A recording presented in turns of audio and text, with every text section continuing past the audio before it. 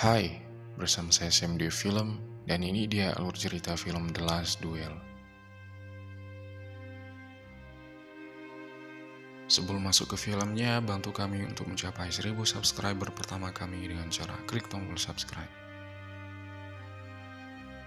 Film The Last Duel ini menceritakan tentang pengkhianatan dan pembalasan dendam terhadap kekejaman dan penindasan perempuan di Perancis pada abad ke-14. Bagaimana keseruan filmnya? Mari kita tonton bersama. Pada tahun 1370, pasukan Prancis sedang berkumpul memantau pasukan Inggris yang sedang memenggal para tawanan perang. Ketika semua sudah siap, salah satu ksatria Prancis yang bernama Jean de Courage langsung memimpin seluruh pasukan untuk menyerang.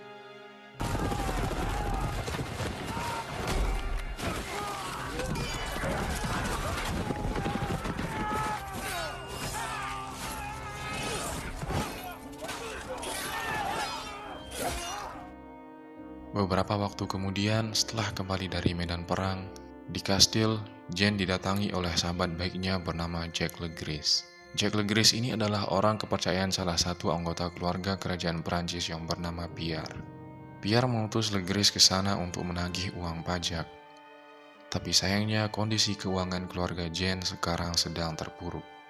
Akibat dilanda wabah penyakit yang menyebabkan gagal panen. Bahkan wabah itu juga sampai merenggut nyawa anak serta istrinya. Jean sebagai sahabat baik, Le Gris mencoba mengerti kesulitan Jean. Ia lalu berjanji akan berusaha bicara kepada Pierre agar memberikan Jean keringanan. 10 tahun berlalu, kini Jean sedang kembali menjalankan tugas sebagai ksatria perang dan memimpin pasukannya berperang melawan Inggris.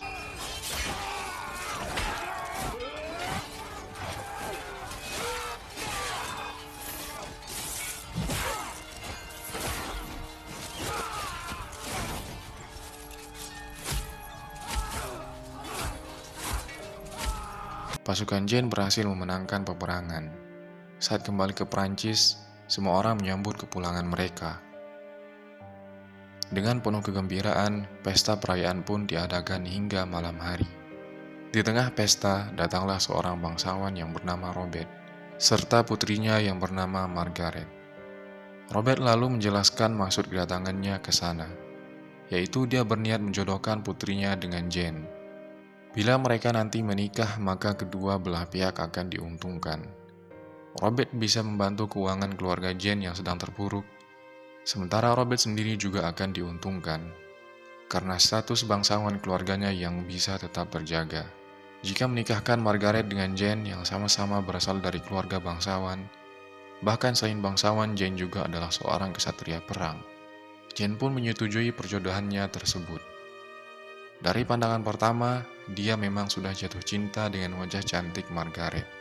Tapi Jean memberi syarat, yaitu Robert harus mau memberikan beberapa tanah untuknya sebagai hadiah pernikahan. Setelah diskusi panjang, mereka berdua akhirnya sepakat, dan pernikahan pun digelar.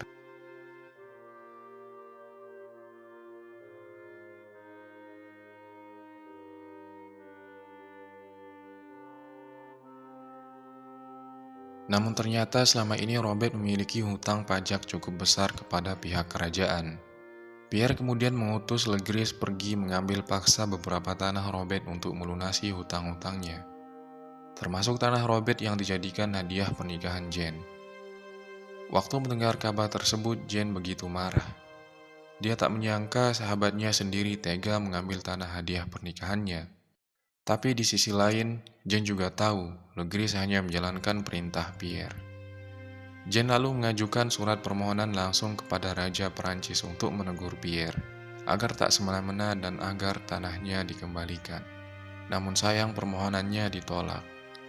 Dengan kecewa, Jean terpaksa pulang. Di tengah perjalanan, seorang utusan memberikan surat kepada Jean. Dalam surat itu digambarkan bahwa sang ayah telah meninggal dunia. Jean lalu bergegas pergi ke rumah orang tuanya. Di sana sambil menahan kesedihan, ibunya memberitahu kalau Jean tak akan mewarisi gelar kapten milik sang ayah. Karena Pierre diam-diam justru malah memberikan gelar kehormatan itu kepada Le Gris. Mendengar keputusan tersebut, Jean benar-benar marah. Ia lalu pergi menemui Pierre dan meluapkan emosinya. Jane merasa Pierre tak adil setelah memberikan tanah hadiah pernikahannya kepada Legris.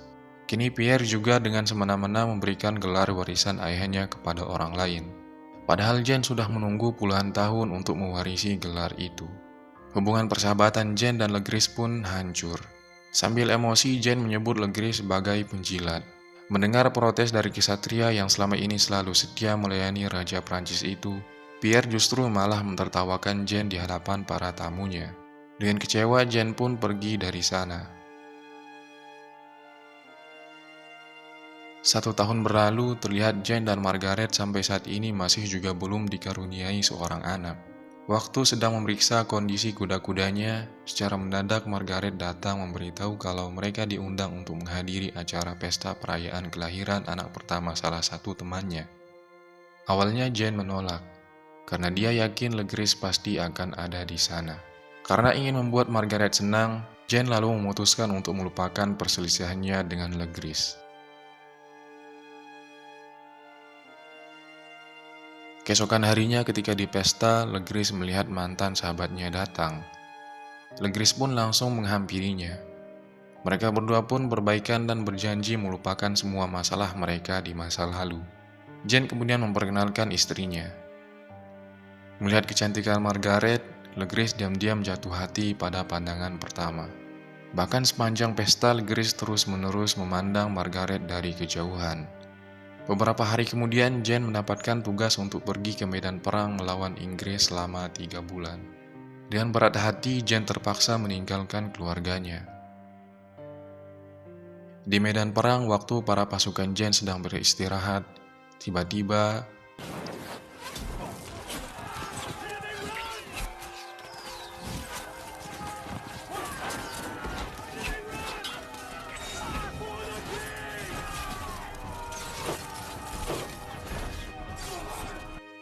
pasukan Inggris secara tiba-tiba menyerang mereka. Sementara itu, Margaret bersama temannya pergi membeli gaun ke toko baju untuk menyambut kepulangan sang suami dari medan perang nanti. Waktu sedang memilih kain, mereka berdua melihat Legris sedang menonton pertunjukan. Kedua teman Margaret di situ memuji wajah tampan Legris, tapi Margaret sama sekali tidak tertarik. Dari bawah sana, Legris yang tak sengaja melihat Margaret. Lagi-lagi dia pun terpesona dengan wajah cantiknya. 3 bulan kemudian perang pun berakhir. Meski kalah perang, istri, ibu, pelayan, serta para warga tetap menyambut kepulangan Jane dengan hangat. Malamnya waktu sedang makan, Jane memberitahu kalau besok dia harus pergi lagi. Dia ditugaskan pergi ke kota Paris selama seminggu untuk memberikan laporan kekalahan perang kemarin pada sang raja dan mengambil uang hadiah bayaran perangnya. Mendengar kabar barusan, Margaret melarang karena kondisi Jane sekarang sedang sakit. Jarak menuju perang ke Paris juga sangat jauh, yaitu Jane harus menempuh perjalanan menggunakan kuda selama 3 hari penuh tanpa berhenti. Namun perintah tetaplah perintah. Jane juga sedang membutuhkan uang untuk menafkahi keluarganya. Jane lalu berpesan pada ibunya agar selama dia pergi nanti, jangan pernah sekalipun meninggalkan Margaret sendiri di rumah tanpa ditemani pelayan. Besoknya sebelum ke Paris, Jane pergi terlebih dahulu menemui Pierre untuk melaporkan kekalahan perangnya kemarin.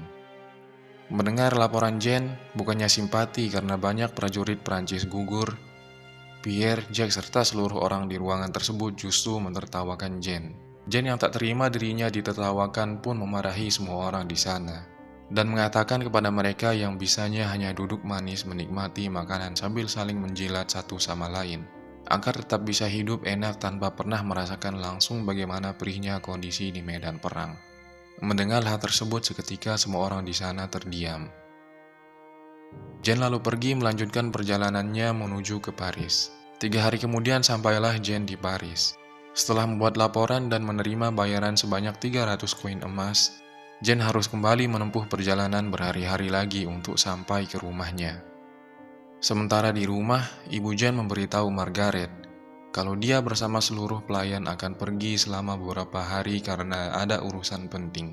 Margaret bingung kenapa dia tidak diajak. Dan kenapa dia tak ditinggalkan satu orang pelayan pun untuk menemaninya di rumah sesuai perintah Jane. Tanpa mempedulikan ucapan Margaret, Ibu Jane langsung pergi begitu saja meninggalkan Margaret sendiri di rumah. Keesokan harinya ketika sedang menjahit, Margaret mendengar suara orang yang mengetuk pintu. Ketika diperiksa ternyata orang itu adalah pengawal kerajaan. Dia meminta izin kepada Margaret untuk beristirahat di rumahnya, karena kudanya sekarang sedang mengganti sepatu di bengkel kuda. Margaret yang melihat pengawal kerajaan kedinginan di luar memohon bantuan, dia tak mungkin mengabaikannya. Margaret yang merasa kasihan pun mengizinkan pria tersebut masuk. Namun ketika akan menutup pintu, tiba-tiba Legris muncul lalu ikut masuk ke dalam. Margaret benar-benar kaget kenapa ada Legris dan kenapa Legris mengunci pintunya. Dan dengan lancang Legris di situ mengungkapkan perasaannya kepada Margaret. Meski dia tahu Margaret adalah istri Jane temannya sendiri. Mendengar ucapan Legris, Margaret langsung mengusirnya lalu berlari menuju ke atas.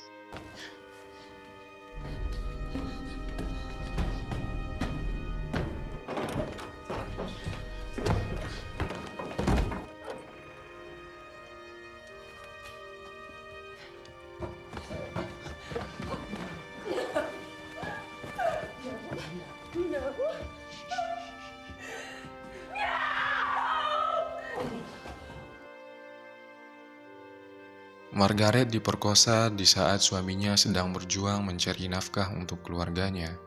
Semenjak kejadian itu, Margaret hanya bisa menangis sepanjang hari, tanpa tahu harus cerita kepada siapa. Ia merasa tubuhnya kini telah kotor dan menjadi aib keluarga. Hingga akhirnya Jane pun pulang. Malam hari ketika Jane ingin mengajak istrinya tidur bersama, akan tetapi Margaret menolak sambil menangis. Margaret memberanikan diri menceritakan semua kejadian kemarin. Ia bercerita bahwa ketika Jane pergi ke Paris, Margaret yang sendirian di rumah tanpa satu pelayan pun, dan di hari itu Legris mendobrak masuk ke rumah kemudian memperkosanya. Mendengar cerita Margaret, hati Jane benar-benar hancur. Setelah Legris mengambil tanah hadiah pernikahannya, merampas hak gelar kapten warisan ayahnya, kini dia menodai istri yang sangat ia cintai.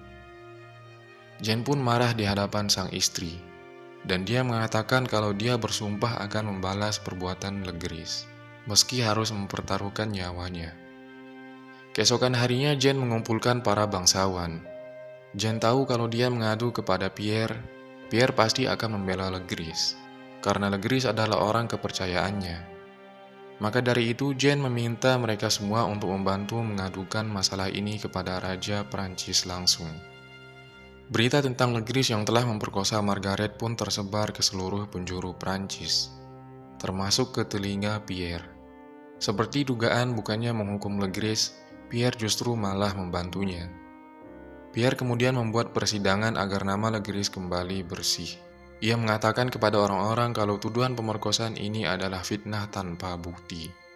Namun di tengah persidangan tiba-tiba seorang utusan datang dan memberitahu bahwa permohonan Jane untuk mengadakan sidang langsung di kota Paris telah disetujui oleh Raja Prancis. Maka secara otomatis sidang yang dibuat Pierre sekarang ini dianggap tidak sah. Setelah menempuh proses panjang, 6 bulan kemudian sidang kasus perkosaan Margaret pun digelar.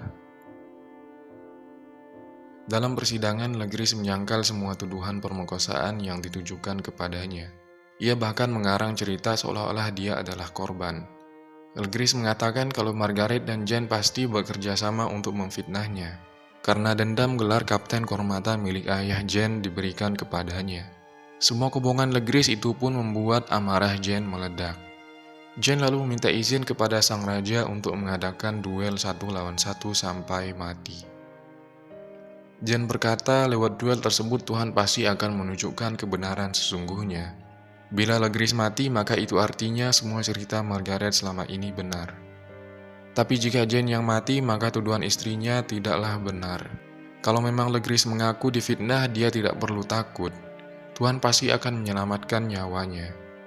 Mendengar tantangan tersebut, meski telah disumpah atas nama Tuhan, Legris masih saja tetap mencoba meyakinkan seluruh hadirin bahwa dia telah difitnah. Legris lalu menerima tantangan duel dari Jane. Raja kemudian menyuruh Margaret maju ke depan untuk memberikan kesaksian. Margaret terlihat sedang hamil besar. Saat duduk di hadapan raja, para jaksa terus memojokkan Margaret. Mereka bahkan bertanya, siapakah ayah dari anak yang sedang Margaret kandung sekarang? Dengan tegas Margaret membantah kalau anaknya sama sekali tidak ada hubungannya dengan kasus pemerkosaan ini. Ia bersumpah Jane adalah ayah kandung dari anak yang ia kandung saat ini. Salah satu jaksa lalu menegaskan kembali apakah Margaret yakin ingin tetap melanjutkan kasus pemerkosaan ini. Karena jika duel ini nanti suaminya tewas, maka Margaret akan dianggap sebagai seorang pemfitnah dan akan dijatuhkan hukuman dibakar hidup-hidup di hadapan seluruh rakyat Prancis. Sambil menahan air mata, Margaret mengatakan kalau semua yang telah dikatakan adalah kejujuran. Selesai mendengar pernyataan dari Jane, Legris, dan Margaret, sang raja akhirnya mengumumkan bahwa duel akan dilaksanakan 3 bulan ke depan, setelah anak dalam kandungan Margaret lahir. Selama jangka waktu 3 bulan itu, raja melarang mereka bertiga keluar dari kota Paris. Jika sampai ketahuan ada yang mencoba keluar dari kota Paris, maka dia akan dianggap kabur dan dinyatakan sebagai buronan, dan akan langsung dihukum mati.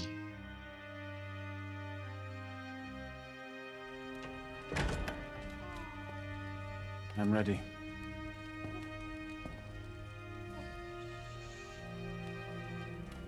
I should like to stay a while longer.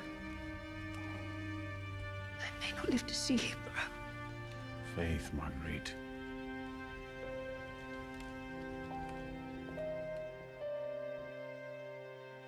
Hari duel penentuan pun tiba. Di dalam kamar, Margaret mulai bersiap-siap.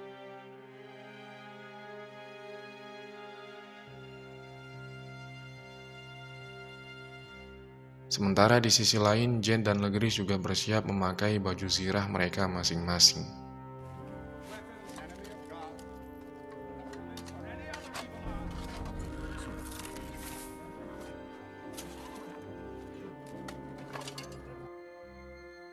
Setelah mereka bertiga masuk ke arena, Jane lalu menghampiri istrinya di depan raja serta seluruh rakyat Prancis. Jane menyatakan bahwa dalam duel ini Tuhan pasti akan mengungkapkan kebenaran yang sesungguhnya.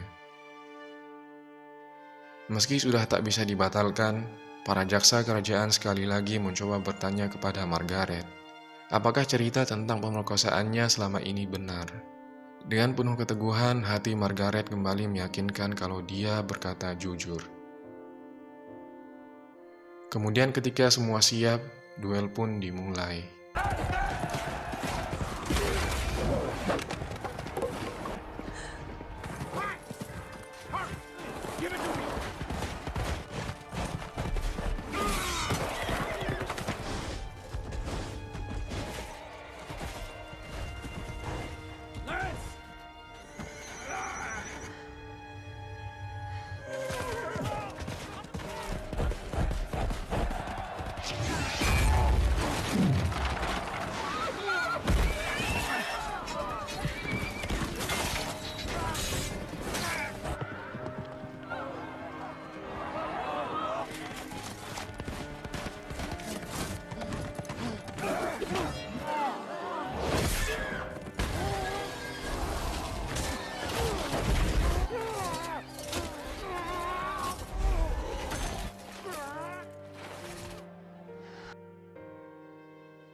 Mereka berdua sama-sama terjatuh dari kuda.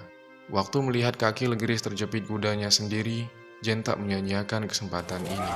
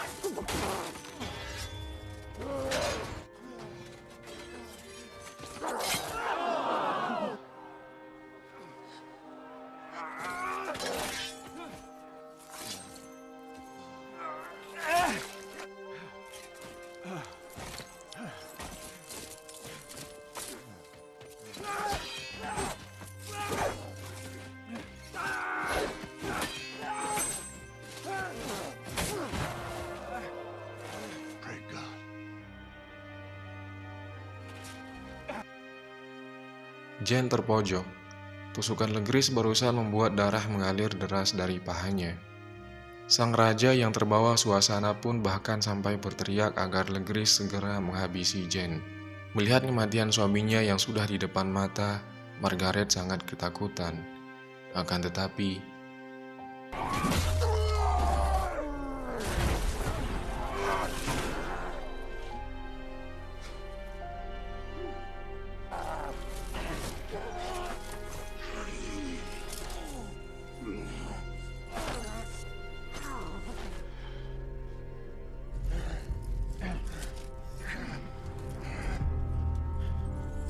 Confess! There was no ring. Confess to me. There was no ring. In the name of God, innocent of the crime, be damned.